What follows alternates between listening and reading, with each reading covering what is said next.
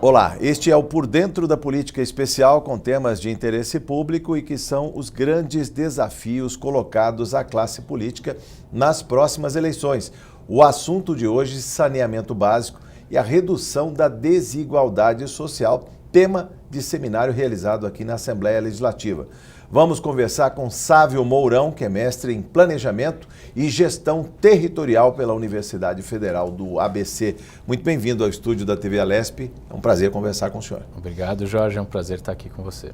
Vamos falar do saneamento básico. Aliás, notícia que chama a atenção recentemente, falando que 32 milhões, números da Unicef, 32 milhões de crianças brasileiras estão na pobreza e 13 milhões deste grupo estão aí alijados do saneamento básico, ou seja, não tem saneamento básico em casa. Será que a gente não tem feito a lição de casa, ou seja, os países desenvolvidos aí registram muito, em termos de morte, né, na infância, na mais tenra idade, não registram os problemas que nós brasileiros temos. Estamos massacrando gerações aí por conta da ausência total de banheiros, de saneamento básico, professor. Isso é verdade, talvez os números sejam muito maiores do que esses que estamos colocando. Uma coisa é o abastecimento de água, então nós temos um déficit de abastecimento ainda no país e depois nós temos um déficit de esgotamento sanitário, né? Então, os serviços que são prestados hoje pelas companhias estruturadas desde a década de 70, através do Planasa, que buscou criar grandes companhias de saneamento em nível estadual, fez com que a gente tivesse um aumento muito grande na velocidade de instalação desses serviços, mas que a partir da década de 90 a gente começou a ter uma redução dessa velocidade. A gente tinha bastante gente fora do sistema de saneamento para aquela realidade e agora a gente também tem bastante gente fora do sistema de saneamento para a nossa realidade atual, né? Então, a gente tem cidades do interior onde não tem sistema de esgotamento, principalmente, e a gente tem áreas nas capitais também alijadas de saneamento, onde a gente tem crianças que hoje andam nos córregos que estão poluídos e pisam nesse esgoto e levam doenças para casa e que geram um impacto enorme na nossa sociedade, com doença, com horas não trabalhadas, com gente que morre. Sim, esse é o grande desafio posto. Aliás, eu até vou fazer uma correção, eu falei da Unicef, do Unicef, que é o Fundo das Nações Unidas para a Infância. Quando cita 32,7 milhões de pessoas com até 17 anos expostas a vulnerabilidades. É uma chaga brasileira, ou seja, mundo afora isso não acontece, ou acontece em países do porte do Brasil, que é um país continental, que tem sérias dificuldades de alocar recursos do orçamento para promover essa revolução que seria o saneamento básico? Eu acho que o problema não está no fato do Brasil, da condição econômica do país. Pelo contrário, o Brasil é um país que tem uma condição econômica muito boa para prestar esse tipo de serviço. Em comparação com outros países com a mesma capacidade econômica, nós estamos muito abaixo, né? O que nós temos vivido hoje está muito vinculado a como que a gente cobra que essas empresas prestem esse serviço. Ainda que a gente tenha leis voltadas para para criar exigências do serviço de saneamento, com planos municipais, estaduais de saneamento, a gente não consegue fazer com que as empresas cheguem a esse objetivo, né? Foi criado um sistema, inclusive, de regulação, que é uma entidade terceira que vai criar normas para composição de preços e para criar critérios de qualidade da prestação desse serviço, acompanhar e fiscalizar esses critérios, e mesmo assim a gente não está conseguindo chegar lá. Professor, o senhor ainda vai nos mostrar o que vem a ser a regulação e, digamos, essa relação de consumo no tocante às empresas de saneamento. Mas eu queria provocá-lo quando pergunto se o Brasil vive um paradoxo quando consegue levar banda larga às favelas, sabe? TV digital e o esgoto ainda corre a céu aberto, professor? É um paradoxo muito grande, numa visão ainda mais que o serviço está disponível em boa parte dos lugares e ele não é executado, né? A gente tem duas realidades. Tem a área que não tem, né? Então a gente precisaria ter expansão do serviço. Mas é geralmente uma área muito pobre. Essa área muito pobre não é de interesse para as empresas fazerem o serviço e a gente precisa cobrar que elas entrem lá de alguma forma. Sim. E existe também onde tem o serviço e a sociedade busca uma solução que não é entrar na formalidade, ou porque o imóvel e o território é informal, ainda que as empresas de saneamento sejam obrigadas pelos ministérios públicos a fornecer o serviço em algumas áreas, a pessoa acaba buscando fazer um gato, fazer um caminho de ter a água, porque ninguém vive sem água, né? Sim. Então, quando o problema é pessoal, vai interferir diretamente no meu bolso, no meu bem-estar, aquilo é um problema muito grave. As pessoas vão atrás da água. Agora, quando o problema é o esgoto, então, Jorge, o problema é muito mais grave, porque ninguém se conecta ao esgoto porque ele vai virar automaticamente um custo a mais na minha conta, né? O objetivo das pessoas em atender, não fazer a ligação do esgoto é deixar para o próximo um problema que não vai impactar diretamente a ele. É quem está no rio embaixo é que vai sofrer as consequências. É que vai pagar essa conta, literalmente, né? Agora, quando se fala também na ligação do esgoto, ou seja, em havendo a rede coletora na rua de casa, o cidadão já não está pagando o esgoto mesmo que não esteja ligado? Não. Não? Não. Hoje a conta ela só é cobrada se você tem uma ligação. Sim. Né? E uma ligação ativa de esgoto. Existem alguns casos em que alguns municípios onde existe uma lei, inclusive o município de São Paulo tem também, que obriga que a pessoa conecte na rede se você tem a rede na frente da sua casa. Tem uma multa, tem uma normativa para você fazer essa conexão. Acontece que as pessoas, a prefeitura não faz a devida cobrança. Tanto as empresas de saneamento não executam a transferência da informação daquelas ligações que não estão realizadas, quanto a prefeitura também não quer se indispor com os munícipes e exigir uma ligação cobrando multa. O cidadão, que é o consumidor, sabe que quando ele está pagando a conta de água, ele está pagando metade do fornecimento de água na torneira e a outra metade é o esgoto. Ou seja, se ele quer economizar, ele não faz a ligação deliberadamente, pode isso, ou seja, mesmo trazendo doenças, vetores de doença pela água aí, ou prejudicando o vizinho que está abaixo. O objetivo das leis municipais seria acabar com isso, né? Que todo mundo tivesse a conexão. Vem discriminado na conta que você está pagando água e esgoto.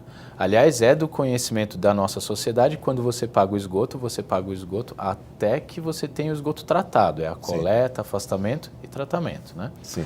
E o que a gente vê é que a pessoa ou não conecta porque não quer ter esse custo a mais, que não é um custo muito caro, né, Jorge? Nós estamos falando de quando você está na tarifa social, que é uma das áreas mais delicadas, nós estamos falando de R$ 7,00. R$ 7,00? R$ 7,00. Então, isso é uma mazela para o nosso povo, né? É o custo, como o pessoal gosta de falar para a sociedade, é o custo menor que uma cerveja. Você vai deixar de tomar uma cerveja no mês. Sim. Né? Numa ligação normal, que não está pagando tarifa social, é R$ 25,00. Sim. Né? Mas o inicial, no caso, aqui em São Paulo, na região metropolitana, eu lembro de um programa, se não me engano, em 2011, o Se Liga na Rede, que estimulava, parece que a prefeitura entrava com uma parcela do valor e a Sabesp cobria a diferença para estimular as pessoas a fazerem a ligação da sua residência com a rede de esgoto que já estava ali. Né? Na época, se não me engano, custava R$ 1.000 para fazer essa ligação, ou seja, as pessoas não têm esse dinheiro e alegavam que não tinham o dinheiro, mas com o subsídio da Sabesp, com o da prefeitura, parece que aumentou o volume de esgoto captado, mas não o suficiente. Quem olha os rios Tietê e Pinheiro sabe muito bem que muito do esgoto in natura ainda acaba sendo carreado aí para os rios. Um dos resultados do nosso sistema de saneamento são os rios poluídos, né? A gente poderia, de certa forma, acompanhar a eficiência do serviço de saneamento acompanhando a qualidade dos rios.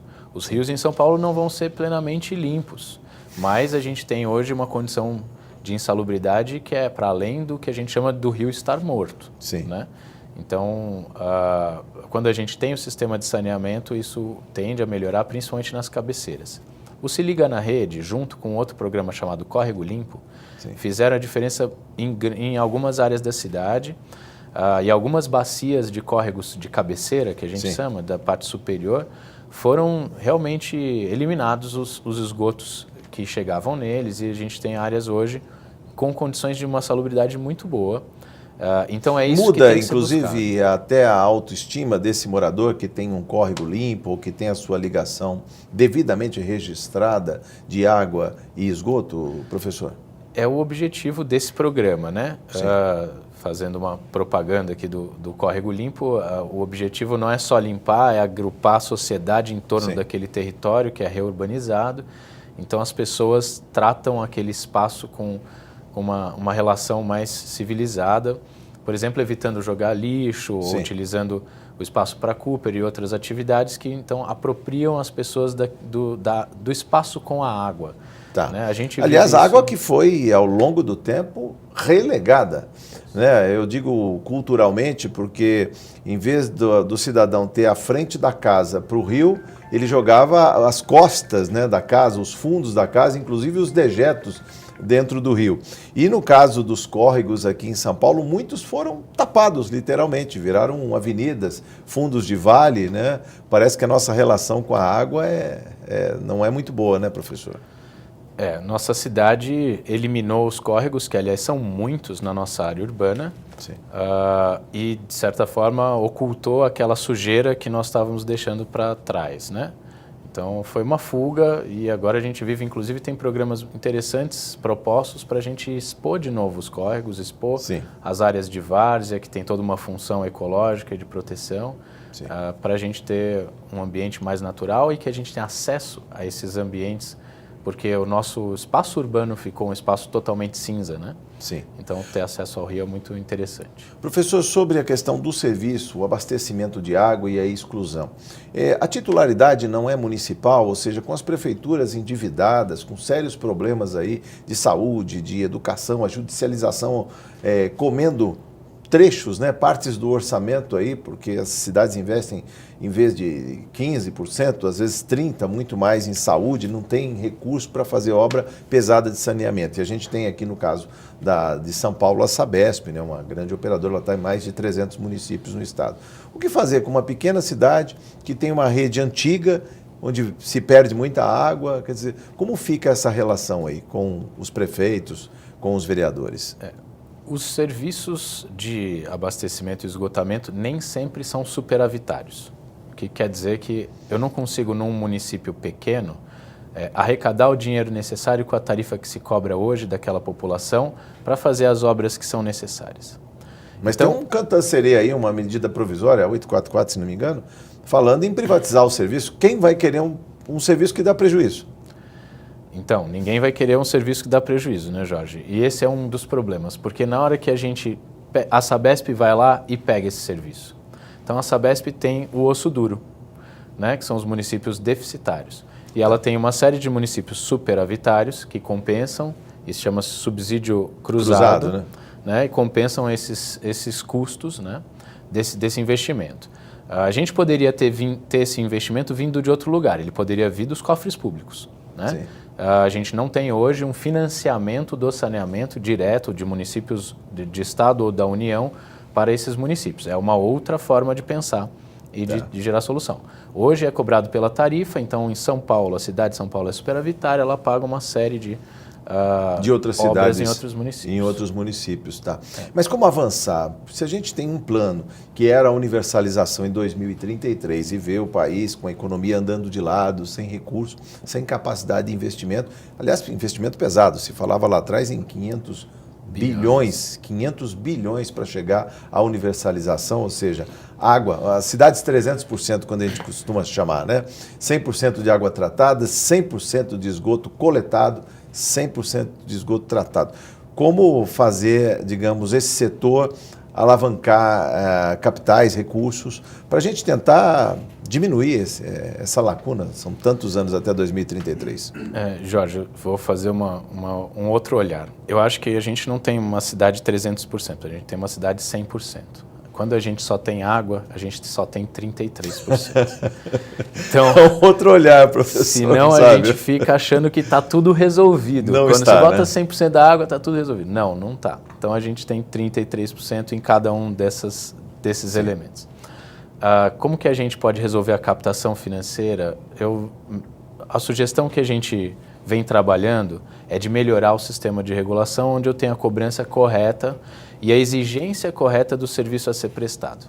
Então, hoje a gente tem um sistema de remuneração que paga a companhia de saneamento, em todas elas, pelo metro cúbico de água que ele é vendido, né? Então, na nossa conta, 11, 12 metros cúbicos é isso que a gente paga. Acontece que, para uma empresa que tem interesse de ter maior renda e ter maior lucro, ela fica estimulada a vender mais água, né? O objetivo dela é ter lucro. Esse é o conceito do mercado. Sim. Se a gente não utilizar um sistema que induza a empresa a ter lucro através da realização do serviço que a gente espera, nós vamos estar sempre prejudicando o meio ambiente. Nós estamos num momento hoje de crise de recursos hídricos, num cenário que pode voltar à crise igual a gente teve em 2013 e 2014, e nós estamos ainda estimulando a empresa a vender mais água. Vender mais água. Né? Então, como que a gente faz para que num sistema regulatório a gente indique para a empresa, olha, preste um excelente serviço e diminua a quantidade de água que você... De água ofertada. Oferta, isso. Sim. Agora, controle as suas demandas. Sim. Né? Então, professor Sávio, mas o que falar também, nosso telespectador pode se perguntar, e no caso de uma Sabesp, que é uma empresa estatal, uma parte estatal e uma parte com ações negociadas em bolsa, inclusive fora do país. Se o objetivo da empresa é ter lucro, e se no caso do Estado não ter lucro, ou seja, cobrir um serviço, né, de maneira razoável, não é para dar prejuízo também. Mas assim, então é um monstrengo, que ela tem que dar lucro e ao mesmo tempo tem que fornecer água de qualidade para o máximo de pessoas. E aí? A gente estudou bastante o caso da Sabesp. É uma empresa cujo objetivo é ter lucro, né? Ela remunera o mínimo possível dos seus acionistas, ainda assim é um valor muito grande, e o governo do estado recebe essa parcela como o principal acionista da empresa, utiliza esse dinheiro não para devolver ao saneamento, utiliza para fazer outras políticas públicas, né? Sendo que o saneamento está muito necessitado desse recurso. Então, por outro lado, na hora que você fala no processo de regulação, o que se vê é que os investimentos estão sempre contingenciados, sim, porque senão eu deveria fazer um grande aumento de... Como funciona num condomínio? Uma chamada de capital num condomínio para a gente fazer uma benfeitoria, né? Se eu cobrar muito mais caro porque eu vou fazer uma pintura na fachada, algumas pessoas vão chiar, outras não, e assim vai. A mesma coisa. Literalmente, algumas pessoas não vão pagar e a conta vai ficar para os que são adimplentes, professor. Aí temos esse problema também, não é? Quando eu cobro, mesmo que seja mais próximo da realidade, eu também não estou expulsando, e aí eu falo de inclusão, pessoas que não podem pagar? Sim, por isso que a gente tem o sistema de tarifa social, né? O objetivo da tarifa social, e que inclusive precisa ser expandido, é a gente proteger essas pessoas que não têm hoje condição de pagar, desses pagamentos muito mais acirrados, e possibilitar e entregar a conta na mão de quem efetivamente tem capacidade de pagamento. Eu vou te dar um exemplo claro assim. Hoje, uma família em Pinheiros, formada por uma ou duas pessoas, consome menos água do que a tarifa mínima, do que 10 metros cúbicos. Então, ele paga o menor preço. Sim. Uma família no Capão Redondo, hoje, formada por 10 pessoas, vai consumir 40, 50 metros cúbicos e vai pagar a maior faixa de preço que a gente tem para pagar se ele não tiver na tarifa social. Está sendo punido por morar longe e às vezes ainda ter água com intermitência, professor. Porque a família dele é muito grande. Então é isso, a gente tem que buscar quem são esses casos ou bairros, né? Uma das propostas que a gente faz é que o preço seja diferenciado por bairro. Sim. Então, determinadas regiões eu tenho um preço medido de uma outra forma, com uma outra escala de valores, enquanto os bairros que têm condição, a gente pode manter o preço como está ou um pouco maior para compensar essas outras áreas. Né? O senhor falou que a Sabesp é feita para dar lucro e pagar dividendos para os seus acionistas, mas não seria o caso da própria empresa primeiro investir o lucro aferido na universalização para que mais pessoas pudessem ter água de qualidade nas torneiras e depois de toda a sociedade contemplada, aí sim distribuir os seus dividendos? Sim, Correto, mas a gente tem uma lei de dividendos que obriga um pagamento mínimo para os acionistas, né? Sim. Então, e a Sabesp faz isso, né? Como ela poderia redistribuir maior parte do lucro, ela redistribui menos lucro e utiliza esse capital para fazer novos investimentos, né? Sim.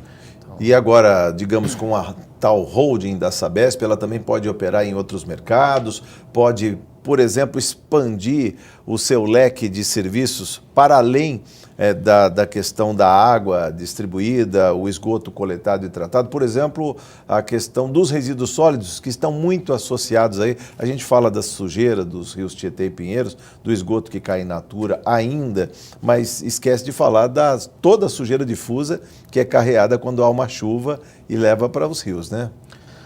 A holding é uma estratégia interessante para fazer uma expansão numa série de outros serviços, mas ela ao mesmo tempo possibilita que você coloque mais ações no mercado e busque uma capitalização de um recurso que não está vinculado a um contrato ou que está vinculado a outro tipo de serviço, que não é exatamente o que está sendo pautado, por exemplo, por uma agência reguladora que regula água e esgoto, né? Então, existem caminhos para captação de recursos para investimentos, que não é o caminho da holding, que é o caminho, por exemplo, da gente adequar a regulação a investimentos que reflitam no resultado social esperado. Sim. Até porque a gente tem que negociar isso com a nossa sociedade, igual a gente estava falando do condomínio.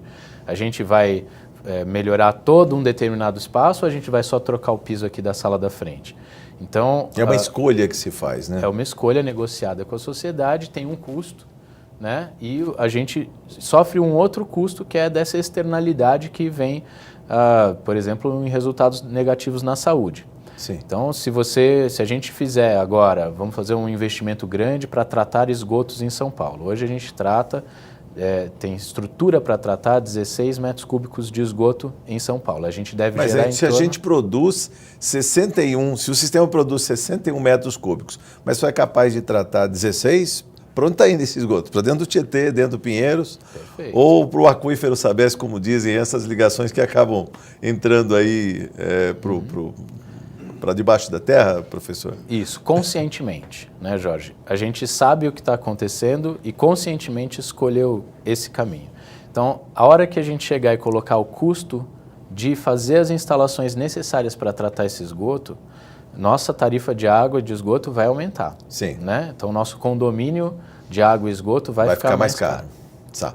Agora, o que falar em termos futuros, já estamos praticamente encerrando a nossa conversa aqui, professor, mas em termos futuros, como pagar essa conta, levar água de qualidade a todos os lares, fazer esse devido investimento na coleta e tratamento de esgotos, quais são as perspectivas? Se os governos estão aí endividados, sem capacidade de investimento, se o parceiro privado quer o lucro, ele não vai colocar o capital dele aqui, sem o lucro, quer dizer, como fica essa conta, como ela fecha? Quais são as perspectivas futuras? A nossa ideia é que a gente tem que colocar, como diz no jargão, a cenoura na direção correta que a gente quer apontar. Então, o lucro e o pagamento, a remuneração pelo serviço precisa refletir o serviço de qualidade que a gente espera.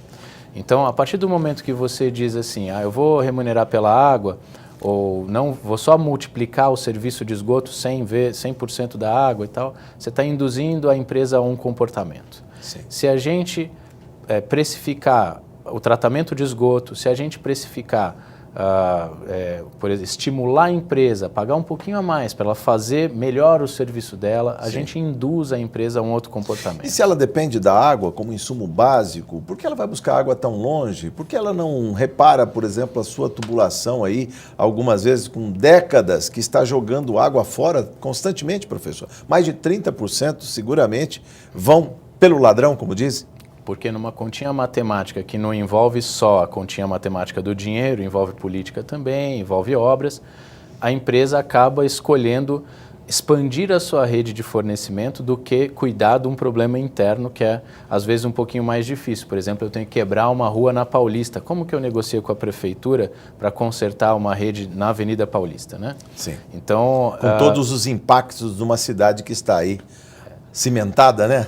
Sentada há muitos anos. Mas se você botar numa regulação que ela vai ser remunerada por uma idade média das redes de abastecimento a menores que 30 anos, por exemplo, você força com que a empresa vá lá e faça esse serviço e mantenha as perdas bastante controladas. Voltaremos ao tema. Muito obrigado por sua entrevista. É uma satisfação conversar com o senhor aqui no estúdio da TV Alesp. Muito obrigado, professor. Eu que agradeço, Jorge. Eu conversei com o professor Sávio Mourão, que é pesquisador na Universidade Federal do ABC, neste Por Dentro da Política Especial, que está tratando de saneamento básico e desigualdade social. Muito obrigado por sua audiência.